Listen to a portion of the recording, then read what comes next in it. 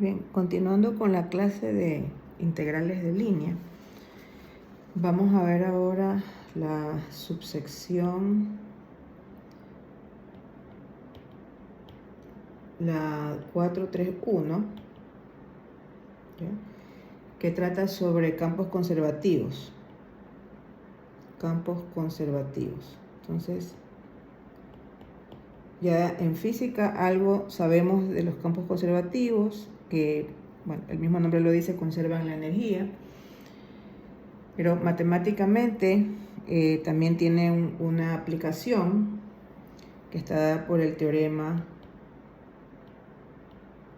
432, ¿no? Que asimismo no voy a transcribir el enunciado del teorema porque ustedes lo pueden leer, pero básicamente lo que dice es que si tenemos un campo vectorial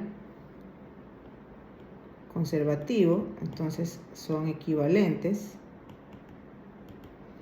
La primera condición dice F es conservativo, ¿no? F es campo vectorial conservativo, que ya vamos a recordar, hay dos formas de saber si es conservativo, una para R2 y otra para R3. Eso lo vimos en el capítulo 2, pero igual lo vamos a recordar. Entonces es equivalente que para toda C es una curva, la integral a lo largo de C de f punto de R se puede calcular como f evaluada en R de B menos f evaluada en R de A, ¿ya? Donde R es la función posición y f minúscula es la función potencial. Recordemos que la función potencial es aquella que su gradiente es igual al campo vectorial. Y la tercera situación que se presenta, bueno, que va a ser algo obvio, es que para todo C cerrada, porque es consecuencia de la segunda, la integral a lo largo de C, y se suele denotar con este símbolo para decir que es cerrada, entonces el trabajo realizado es 0. ¿Por qué? Porque en la parte 2 dice que el trabajo se puede evaluar como la función evaluada en R de B, que vendría a ser la posición de llegada o la posición final, menos la función potencial evaluada en R de A, que es la posición de partida o la posición inicial. Pero cuando una curva es cerrada, la R de B es igual a R de A. Eso lo vimos en la clase pasada. Entonces esto se anula. Entonces la implicación 2 implica 3 es bastante obvia. Bueno, la 1 implica 2 tampoco es tan complicada, pero luego demostrar que 3 implica a 1 sí es un poquito más laborioso, pero igual se lo puede consultar en los textos. En tal caso, esto lo vamos a utilizar para campos de clase C1, ¿no? Entonces, eso es importante, que el campo F debe ser, bueno, está ahí en la hipótesis, pero de clase C1 en alguna bola abierta. De hecho, puede ser todo R3 o R2. Bueno, ser de clase C1 es algo que también ya lo habíamos dicho en el capítulo 2, es una condición que siempre la vamos a estar usando, que es que las derivadas parciales son continuas. Como el campo puede tener varias componentes, Mn o Mnp, bueno, entonces se supone que las derivadas parciales de todas esas componentes deben ser continuas. Bueno, aquí también en el material hay una última observación sobre la parte 3, que dice toda curva cerrada nos va a dar un trabajo 0 cuando el teorema cumple con el campo cumple con las hipótesis. Pero hay que tener en cuenta muy bien el cuantificador universal, porque a veces hay ciertas trayectorias donde el trabajo puede ser 0. Inclusive en un ejercicio que hicimos en la clase anterior, había un tramo recto en donde el trabajo salía a 0, pero la curva no era cerrada. Entonces, por eso es importante el cuantificador universal, porque a veces hay estudiantes que se confunden y si en una trayectoria sale, por ejemplo, que el trabajo realizado es 0, de hecho puede haber una trayectoria cerrada donde el trabajo sea 0, eso no es suficiente para decir que el campo es conservativo, porque para nosotros decir que el campo es conservativo tendríamos que demostrar con todas las trayectorias cerradas. Eso ya vamos a ver un ejercicio. Si bien es cierto, puede darse el caso que tal vez con unas 2, 3 trayectorias cerradas el trabajo de 0, claro, uno podría sospechar que es conservativo, pero ya para eso tendríamos que hacerle la prueba, ¿no? Pero el cuantificador nos dice que para nosotros poder concluir que el campo es conservativo, con toda curva cerrada, el trabajo debe ser 0. Y lógicamente, pues es imposible en la práctica probar con todas las trayectorias. El hecho de que con una cantidad finita de trayectorias nos dé 0 un trabajo no significa que el campo es conservativo. Entonces vamos a ver ahora el ejemplo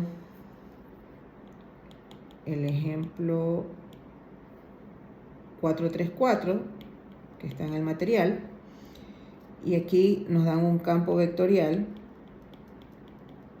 asimismo de R2, que es uno de los que estuvimos trabajando en la clase pasada, un medio de XY por Y, más un cuarto de X cuadrado J, que está definido en el plano. Bueno, y nos dan algunas trayectorias. C es una trayectoria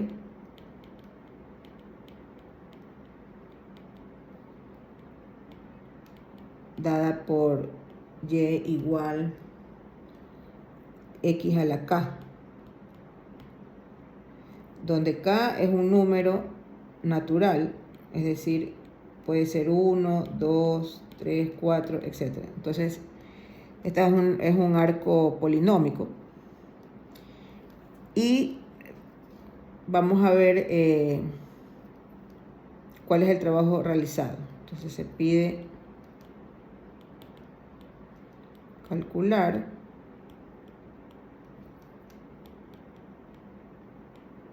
el trabajo que realiza F a lo largo de C. Entonces, es una continuación de lo que vimos en la clase anterior, pero vamos a ver si podemos usar este teorema para campos conservativos. Bien, entonces vamos a hacer el cálculo parametrizando la trayectoria. Bueno, para que ustedes tengan una idea, otra vez, siempre es bueno dibujar, en este caso la trayectoria. Voy a dibujar algunas. Por ejemplo, cuando K es 1, Y es igual a K. Entonces tenemos un tramo recto. Y es igual a K. X a la 1, porque K vale 1. Y cuando K es igual a 2, tenemos un arco parabólico, ¿no? Ahí en el enunciado también dice que parte de 0, 0 a 1, 1. Yo solo he colocado los datos más importantes. Entonces este camino ya es un camino curvo. Y así cuando K es igual a 3, tenemos Y igual X al cubo. Bueno, y así sucesivamente. Entonces hay una infinidad de caminos porque K es un número natural. Realmente aquí tenemos infinitos caminos. Pero lo vamos a dejar acá expresado justamente para ver qué sucede con el trabajo, si de alguna manera K influye. Entonces vamos a parametrizar dejando K como constante. Entonces vamos a hacer la parametrización, como ya había explicado en la clase anterior, cuando son arcos polinómicos. Una forma de parametrizar la trayectoria es colocando la variable indeterminada como el parámetro, es decir, X podemos decir que es igual a T, y entonces Y es T a la K, ¿no? Y T va de 0 a 1. El campo lo tenemos aquí, entonces ahora vamos a calcular el trabajo que es F.dr, a lo largo de C. Y como ya está parametrizada, entonces el trabajo va de 0 a 1, porque ese fue el dominio que ya definí para partir de 0, 0 y llegar a 1, 1. Aquí viene la compuesta con R, ya vamos a pintarlo bien. Este es producto punto, este es el símbolo de composición. Aquí viene otra vez el producto punto, R' de T por dt. ¿Ya? Ahora, en nuestro caso, aquí tenemos como ya había mencionado en la clase anterior, pues esta es una notación que se utiliza con los vectores IJ, pero aquí lo que nos está diciendo, bueno, mire, esta es la componente M y esta es la componente N, que a veces se puede también escribir como par ordenado, y esas son las que hay que componer, ¿no?, con el campo. Entonces vamos ahora a donde dice un medio de XY, ponemos un medio de T por T a la K. Entonces ahí tenemos la componente M compuesta con la trayectoria. Y donde dice N, que es un cuarto de X cuadrado, que es la segunda componente, ponemos un cuarto de T cuadrado. Producto punto R', bueno, R' es 1 K por T a la K menos 1, aplicando la derivada de la potencia, K por dt. Y ahí, haciendo los cálculos indicados, como es un producto punto, bueno, aquí va a quedar entonces un medio de T a la K más 1, más, en este caso, K cuartos de T a la K más 1, porque es T al cuadrado por T a la K menos 1. Entonces se suman los exponentes y queda K más 1. Entonces al final está quedando un solo término porque son semejantes, y un medio más K cuartos serían los coeficientes que hay que sumar. Ahí ustedes pueden hacer los cálculos y les va a quedar 2 más K sobre 4, integral de 0 a 1 de T a la K más 1 por dt. Entonces esta integral es sumamente fácil. Ustedes ahí, cuando la resuelven, les va a quedar T a la K más 2 sobre K más 2, evaluado de 0 a 1. Queda 1 sobre K más 2, esto se cancela, y la respuesta es un cuarto. Entonces lo interesante de esto es que K se cancela,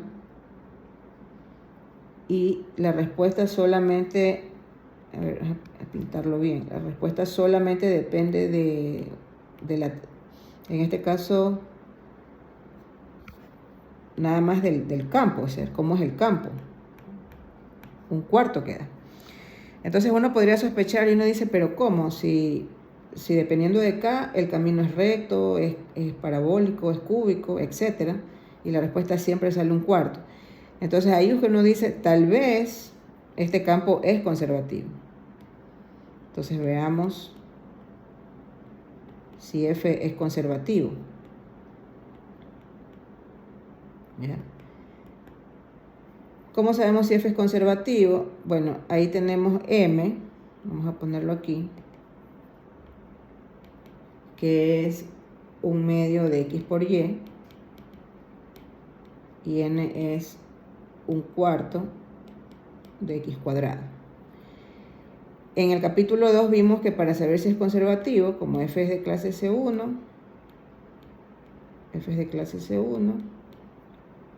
entonces es conservativo si y solo si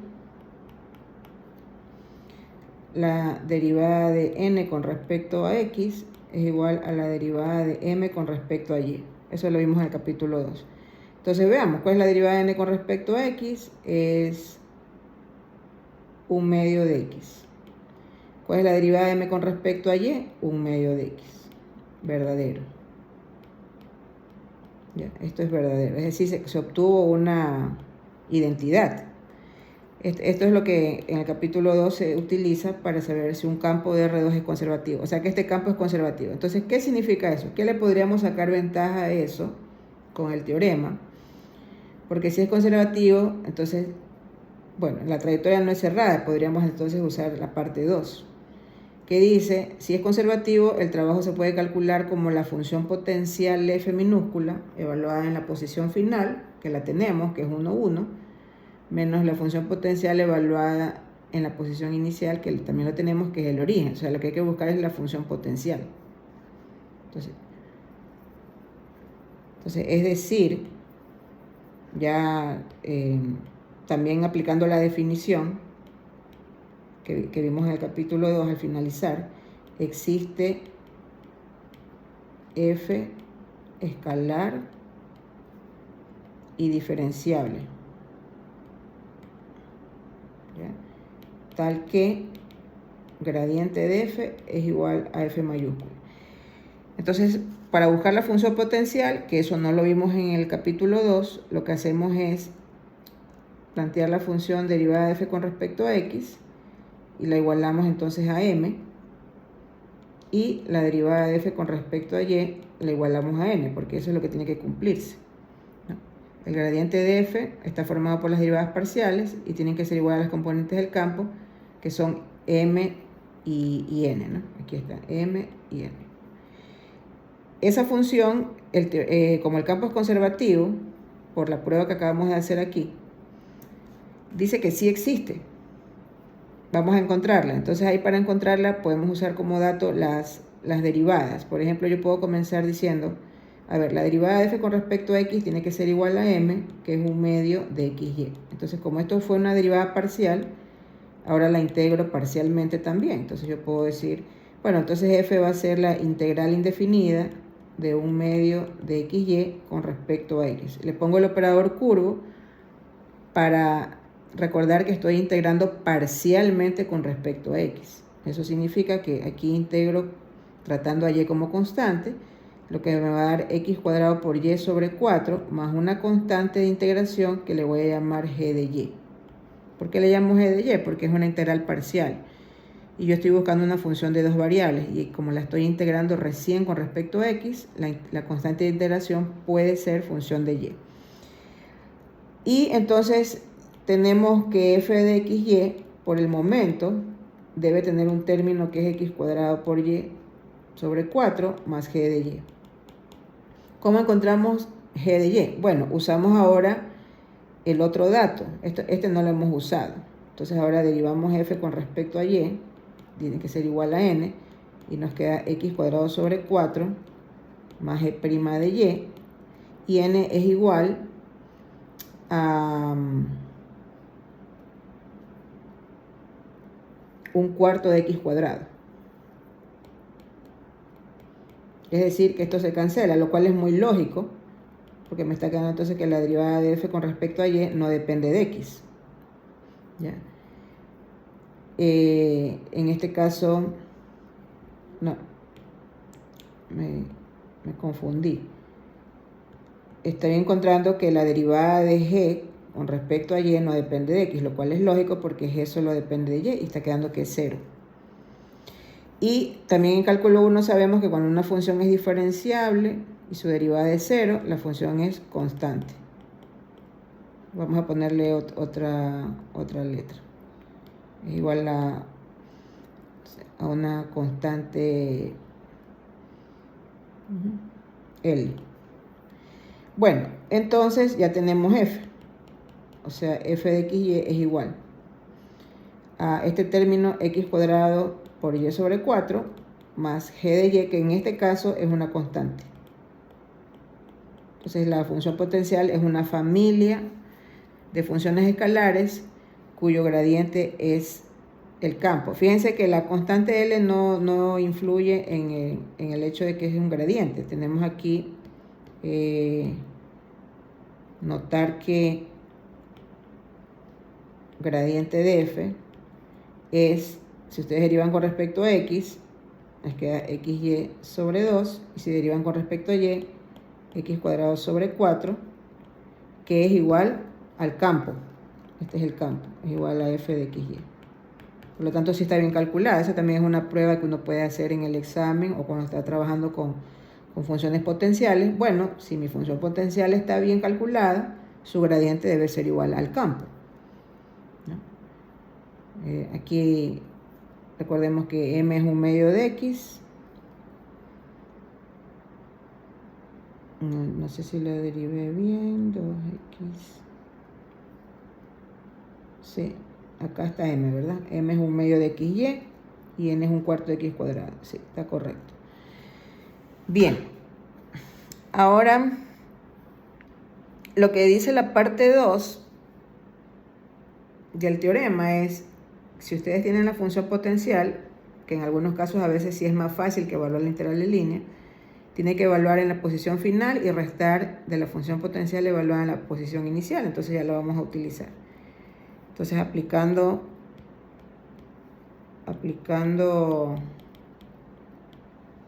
la parte 2 del teorema, se tiene que la integral de trabajo. Entonces el teorema dice que se puede calcular como f evaluada en 1, 1 menos esa f evaluada en 0, 0, porque recuerden que nuestras trayectorias, indistintamente del valor de acá, siempre empiezan en 0, 0 y terminan en 1, 1. Eso está en el enunciado completo del ejercicio. Bueno, entonces aquí, ¿cuánto es f de 1, 1? Entonces evaluamos aquí. Como x y y valen 1, aquí queda un cuarto más la constante L. Y se resta f de 0, 0, que es 0 más la constante L. La constante L se va a cancelar siempre. Por eso en el teorema ni siquiera se la menciona. Y fíjense que la respuesta es un cuarto, que es la misma que se obtuvo cuando aplicamos aquí la parametrización de los caminos. Entonces está comprobado. Ahora, como la trayectoria no es cerrada, pues obviamente por eso no sale 0, sale un cuarto. Entonces, efectivamente, si el campo es conservativo, podemos utilizar la parte 2 del teorema para calcular el trabajo, si es que la parametrización nos resulta un poco complicada. Bien. Vamos a ver ahora otro ejemplo para campos en el espacio. Veamos el ejemplo 435. Calcule el trabajo que realiza el campo de fuerzas. Nos están dando un campo de fuerzas en R3, ya lo dije en la clase pasada, cuando depende de 3 variables, que es 1 medio de x menos y cuadrado, 2z, ¿no? También se los puede escribir en forma de terna. En R3 está definido este F, ¿no? Es un campo de fuerzas. Y la trayectoria es, en este caso, la hélice circular. Coseno de t, seno de t, coma t. Con t que va de pi a 3pi.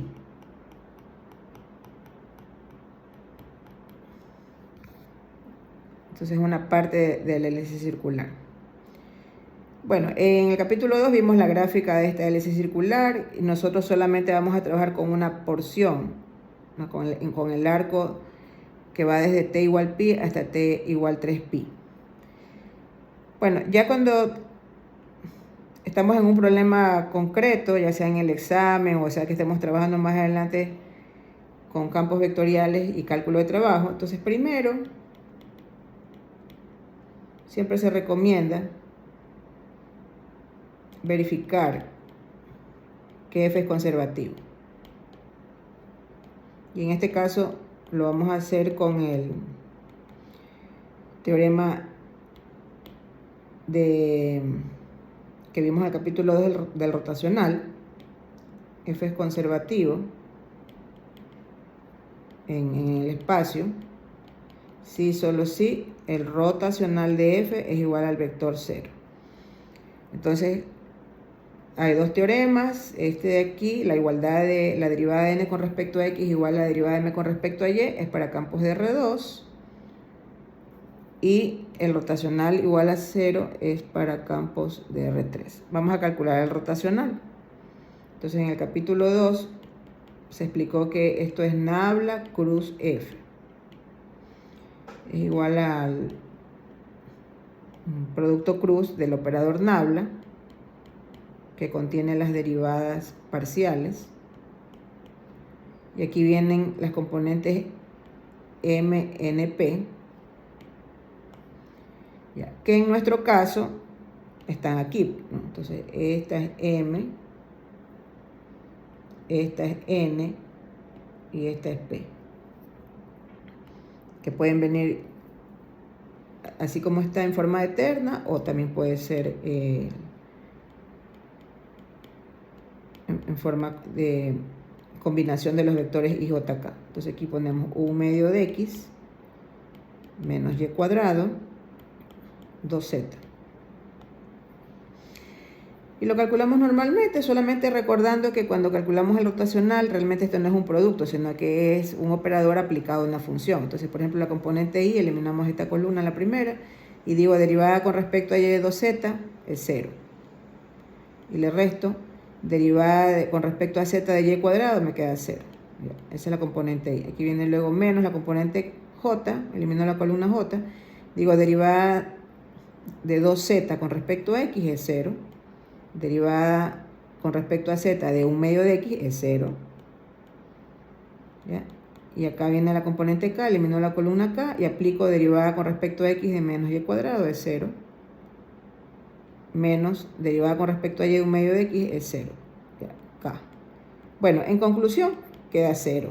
I más 0 J más 0K. O sea que sí es conservativo.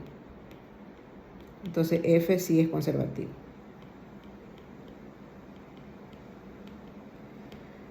Ahora, ¿cómo aplicamos la parte 2 del teorema si es conservativo?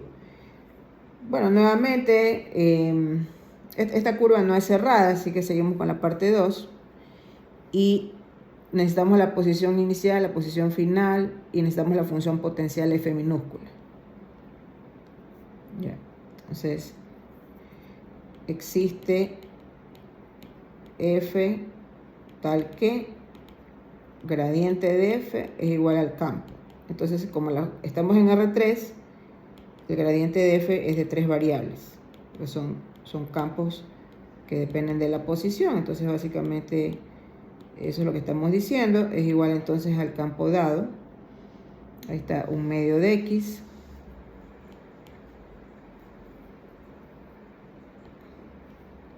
Ya, menos Y cuadrado 2Z. Entonces aquí sale un sistema de ecuaciones con las derivadas parciales de la función que no conocemos. Derivada de F con respecto a X es 1 medio de X. Derivada de F con respecto a Y es igual a menos Y cuadrado. Y derivada de F con respecto a Z es 2Z. ¿Ya? Y asimismo usamos la información de estas derivadas parciales. Entonces vamos, por ejemplo, podemos comenzar en cualquier orden, ¿no? Yo puedo decir, a ver, esta es la 1, esta es la 2, esta es la 3.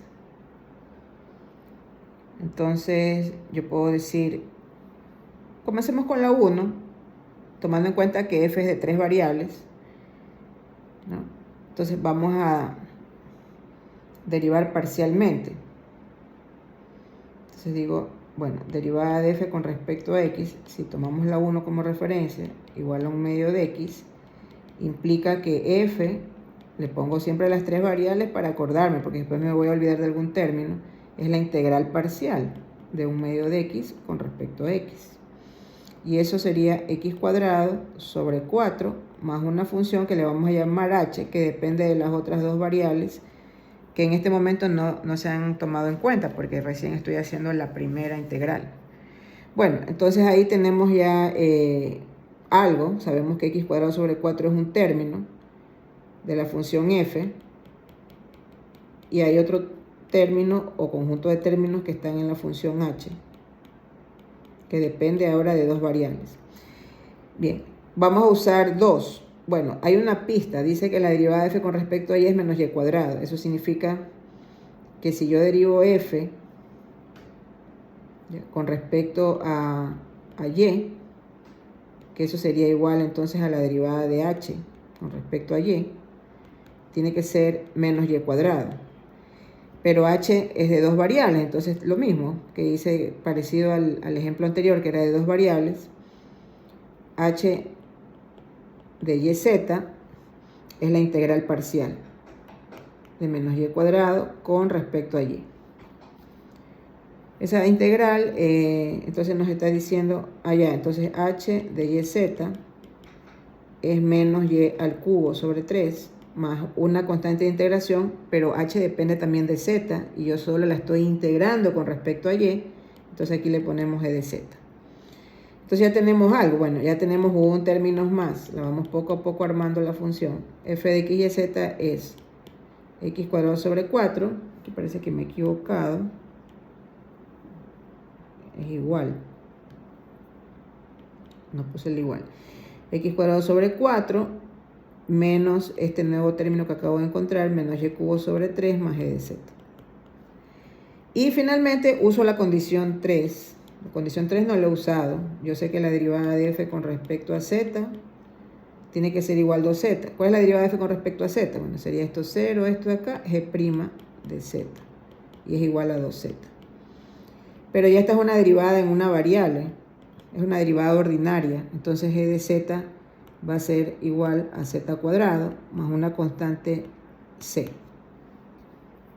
O k. Mejor pongámosle k. Porque c es la trayectoria. Ya, entonces f de x y z, y ahora sí tengo todos los términos, es x cuadrado sobre 4 menos y cubo sobre 3 más z cuadrado más k. Nuevamente ustedes pueden comprobar que el gradiente de esta función es el campo que me dieron originalmente en el problema. Bueno, ahora para aplicar la parte 2, entonces ahora falta hallar la posición inicial y final, porque eso es lo que dice la parte 2 del teorema, que se puede calcular el trabajo con la función potencial, que ya la tenemos, evaluada en la posición, en este caso r de 3pi y r de pi, ¿no? Recordemos que el enunciado dice que la trayectoria es esta hélice circular. Ahora cuando t es igual a 3pi obtenemos la posición final, y cuando t es igual a pi obtenemos la posición inicial. Entonces aquí podemos ver, cuando t es igual a 3pi, coseno de 3pi es menos 1, seno de 3pi es 0 y t es 3pi, o sea que quedaría menos 1, 0, 3pi. Entonces esto es menos 1, 0, 3pi. Y r de pi también es menos 1, 0, pero aquí es pi. Entonces ahora sí, ya aplicando la parte 2,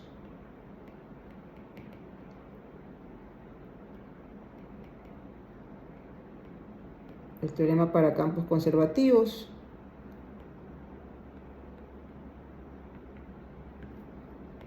Bueno, parte 2, se obtiene que la integral a lo largo de c de f punto dr, entonces es igual a f evaluada en menos 1, 0, 3pi, menos f evaluada en menos 1, 0, pi. Bueno, eso significa, pues, aquí en la función potencial, ¿no? Aquí la tenemos, aquí ustedes tienen que sustituir esas coordenadas. ¿Ya?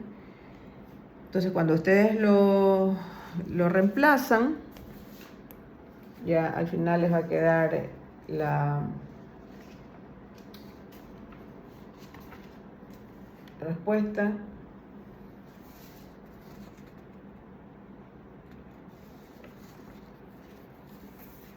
En este caso,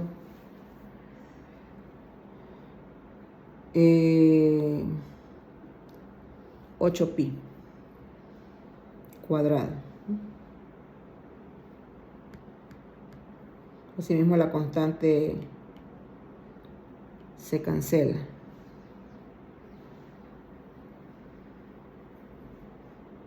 Entonces, con eso tenemos ahí aplicación del teorema para campos conservativos. Esa sería la primera parte de la clase. Bien, en esta segunda parte de la clase, lo que vamos a ver es las integrales de línea escalar, que es la última sección de esta unidad de integrales de línea. Es la sección 4.4. Las integrales de línea escalar tienen varias aplicaciones, mucho más que las vectoriales, porque las vectoriales básicamente calculan el trabajo realizado por un campo de fuerzas para mover un objeto a lo largo de una trayectoria. Digamos, esa es su principal aplicación. Aquí la definición 441, que está en el material, nos dice bajo qué hipótesis está bien definida una integral de línea escalar, y luego vamos a ver ya el significado. Entonces, F minúscula es campo escalar continuo en R2 o R3. Recuerden que un campo escalar es una función escalar que depende de la posición. Siempre que nos dicen campo, es algo que depende de la posición. Por lo tanto, si el campo escalar es de R2, es una función escalar que depende de la posición del punto en el plano, y si es un campo escalar en R3, es una función escalar que depende de la posición del punto en el espacio. Adicionalmente, que está definido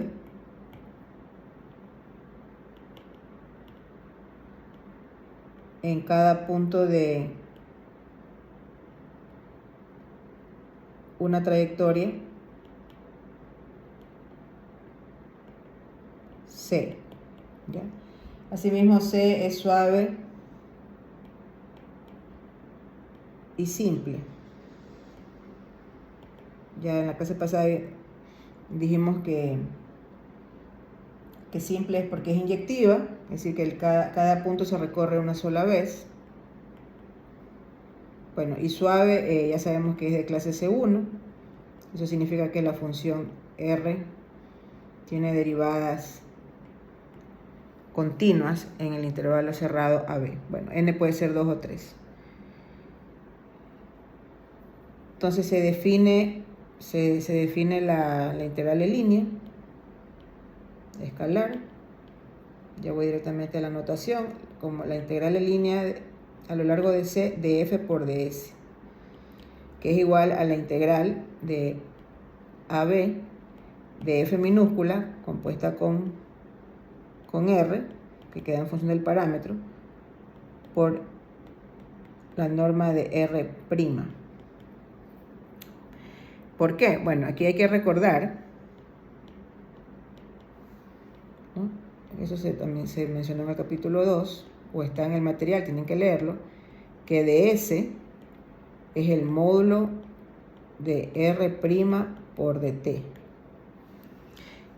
Y ds es el diferencial de longitud de arco. Entonces la longitud de arco se puede calcular directamente integrando ds. Esa es otra observación. Vamos a ponerle,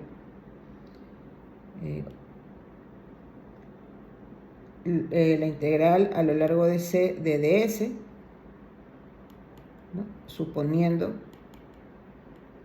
que f es 1, es la longitud de la curva C. Entonces hay un caso particular cuando f minúscula es 1. Entonces obviamente la compuesta queda 1 porque f sería constante. Entonces la longitud de la curva, podríamos llamarle tal vez L, sería la integral de A hasta B del módulo de R' de t. Porque en este caso, si solo queremos la longitud de la curva, f podemos suponer que es 1. Ahora, ¿qué pasa? Bueno, si f ya no es 1, aquí hay varias interpretaciones. Si f no es, vamos a suponer 1, se puede suponer que es una función, por ejemplo, de densidad. Entonces, la integral a lo largo de C de f por ds es la masa de densidad lineal, porque hay densidad superficial y densidad lineal. Entonces f por ds, si lo integro, es la masa. Porque C puede ser, por ejemplo, un alambre, y f la densidad lineal del alambre. Entonces, cuando yo hago la integral de línea escalar, esa podría ser otra interpretación. Bueno, y hay otras que están en el material. Por ejemplo, f podría ser una función de costo. Entonces, cuando yo multiplico el costo por el diferencial de longitud de arco, es como que estoy calculando el costo para construir un camino o una carretera. También f podría ser una densidad de carga. Entonces esto sería la carga total del alambre. Y también f podría ser una función de altura, que al multiplicarla por el diferencial de s, nos está dando la altura de un muro en un diferencial de la base. Entonces esto podría también ser la altura total del muro, porque los muros podrían ser curvos, es decir, no necesariamente la base de un muro siempre es recta. Y también la altura podría ser variable, ¿no? Entonces ya, si f no es 1, esto podría tener varias interpretaciones. No necesariamente ya va a ser la longitud de arco, podría ser masa, longitud. Bueno, y obviamente pues si la densidad es unitaria, ya la masa coincide con la longitud L. En tal caso, lo que siempre confunden a veces los estudiantes es que en esta definición, si ustedes observan, todo es escalar. Aquí no hay productos puntos. ¿Ya? Esto es una función escalar y va a ser continua por las hipótesis de la definición. Y por la suavidad de la curva, R' es continua y la norma también es escalar. Entonces, y esta multiplicación es una multiplicación de dos números reales. Aquí no hay producto punto. Por favor, no confundir. Bien, entonces vamos a ver en esta parte la aplicación de la definición, porque claro, igual tienen que hacer esta prácticas con el técnico docente. Vamos a ver el ejemplo 441. Bueno, aquí nos dan una función escalar que depende de la posición X, es un campo escalar. C es el arco parabólico.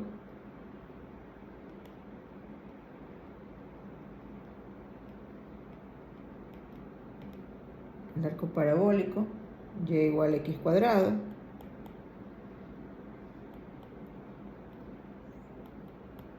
Desde 0, 0 hasta 1, 1.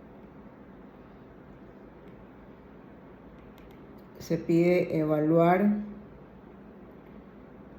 la integral de línea de f por ds a lo largo de C. Entonces, cuando ustedes ven una función escalar multiplicada por el diferencial de longitud de arco, eso es una integral de línea escalar y hay que usar esta definición. Bueno, asimismo, uno tiene que hacer un bosquejo de la curva. En este caso es una curva bastante sencilla. No, tampoco es compuesta, pero también la función puede evaluarse en varios tramos, en el caso de que el tramo sea compuesto. Bueno, en este caso es una función de longitud de arco. Ya, y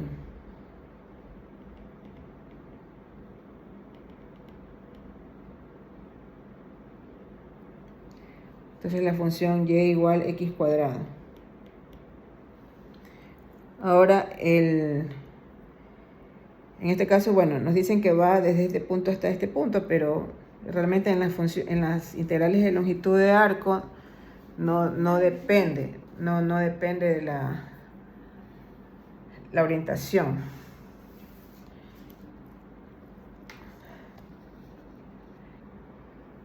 Bien, entonces vamos a ver cómo resolver esta integral en línea. Bueno, similar a lo que habíamos visto anteriormente, se puede parametrizar C de la forma estándar para polinomios. Podemos decir asimismo x es igual a t y y es igual a t cuadrado. Tiene que satisfacer la ecuación rectangular con t que va de 0 a 1. Entonces ahora, por definición, como ya tenemos la función escalar, es simplemente x, es una función continua, una función polinómica. La curva es suave. Entonces, por definición, la integral a lo largo de c de f de s, como es escalar, entonces sería la integral de 0 a 1 de f compuesta con r, que va a quedar en función de t, por el módulo de r' de t por dt. Porque recordemos que este es el ds, ¿no? Este es el ds. Ya. Entonces ahora, bueno, acá vamos, entonces nos va a quedar así, la integral de 0 a 1. X es t, entonces queda la función nada más en términos de t. Y aquí hay que poner entonces la raíz cuadrada de las derivadas de r elevadas al cuadrado. Entonces, si ustedes derivan r, les va a quedar 1 al cuadrado, más 2t, 4t cuadrado, y ahí viene por dt. Entonces, eso simplemente es la integral de 0 a 1 de t por... bueno, aquí lo podemos... Vamos a hacer lo siguiente, vamos a ponerle aquí... Esto, la derivada de esto es un 8, vamos a ponerle aquí un 8, dividimos para 8. Es una técnica bastante usada también en cálculo de una variable. Completar la derivada del argumento, en este caso de la función raíz, y eso nos permite integrar solamente la función raíz, o sea que nos quedaría 1 más 4t cuadrado elevado a la 3 medios, dividido para 3 medios o por 2 tercios. Y eso evaluado de 0 a 1. ¿Por qué? Porque usamos la regla de la cadena para integrales, completando 8t como la derivada del argumento. Y aquí tenemos ya la respuesta entonces inmediatamente. Entonces aquí se cancela esto, nos queda 4. Aquí sería entonces un doceavo. En el límite superior entonces nos queda 5 elevado a la 3 medios menos 1 en el límite inferior. ¿Qué representaría, por ejemplo? Bueno, como les decía, tiene varias interpretaciones. Podría ser, por ejemplo, que esto sea un alambre que tiene la forma de este arco.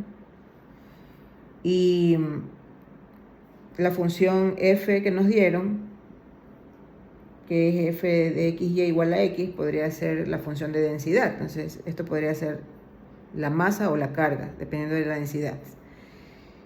También podría ser que esta de aquí, por ejemplo, es una carretera o el tramo de una carretera que tiene esta forma aproximadamente, forma de arco parabólico, y la función f es la función de costo lineal, es decir, cuánto cuesta cada unidad lineal, puede ser por kilómetro, puede ser por milla, de la carretera, cuánto cuesta construirla, y por lo tanto esto de aquí es el diferencial de costo. Entonces lo que hicimos fue sumar los diferenciales de costo, ya que el costo es variable, y este sería el costo total.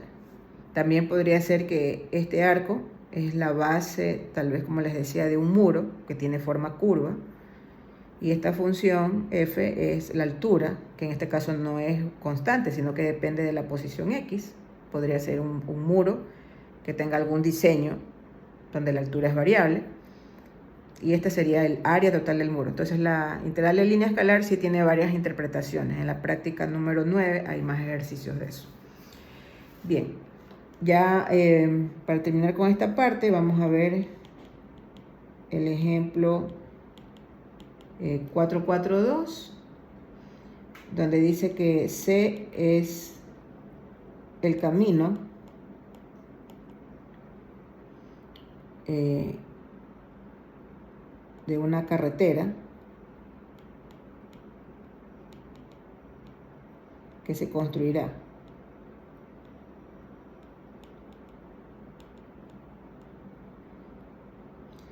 ¿No? Dado por x de t, ya aquí nos han dado las ecuaciones paramétricas, y de t es t seno de t, z es igual a t, con t que va de 0 a pi. Entonces el costo lineal, dice el costo lineal para construir la carretera es directamente proporcional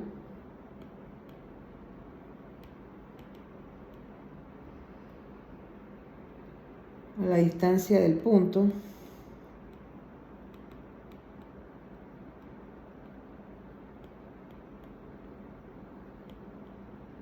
al plano XY. Entonces determina el costo total. Bueno, para construir la carretera, bueno, ahí en el material está completo el enunciado, es un sector montañoso. Entonces la idea es que ustedes pueden también con un graficador, como ya se los he comentado, esto está disponible en todos los graficadores, las curvas en forma paramétrica, ustedes ingresan las ecuaciones y les va a salir más o menos la forma que va a tener la carretera. Es una carretera en un sector montañoso y por eso es una curva en el espacio, digamos la representación de la carretera, ¿no? Recuerden que la matemática lo que hace es representar objetos concretos, obviamente idealiza algunas cosas, por lo tanto siempre en la práctica va a haber ya en la realidad ciertos errores, pero por lo menos vamos a tener una idea del costo. Ahora, también este problema a mí me gusta colocarlo siempre porque a veces los estudiantes tienen bastante confusión cuando plantean una función donde le dicen es directamente proporcional. Dice el costo lineal es directamente proporcional a la distancia del punto al plano XY. Entonces aquí me están dando en palabras. Entonces por condición del problema,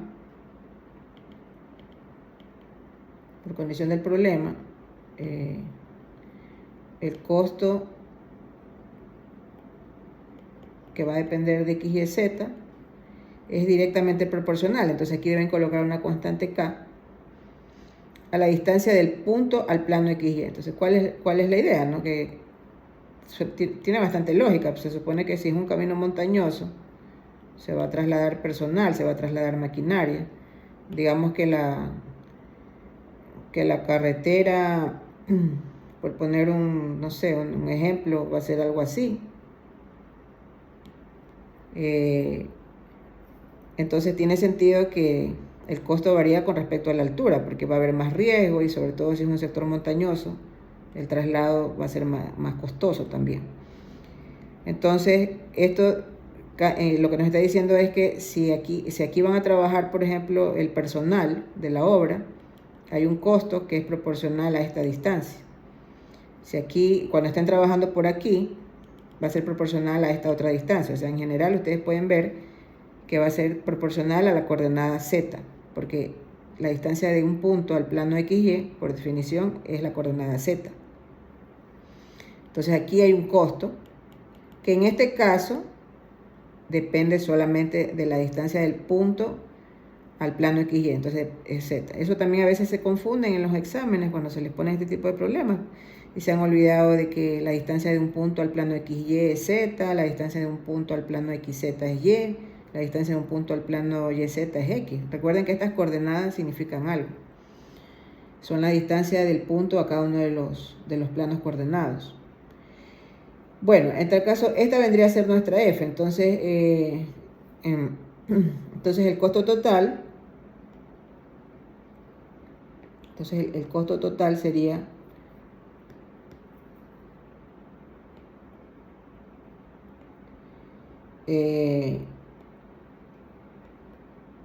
la integral de línea escalar de la función de costo por el diferencial de longitud de arco a lo largo de C. Esta función de costo minúscula, K por Z, donde K es una constante, es nuestra función escalar. Y de hecho es un campo escalar porque depende de la posición.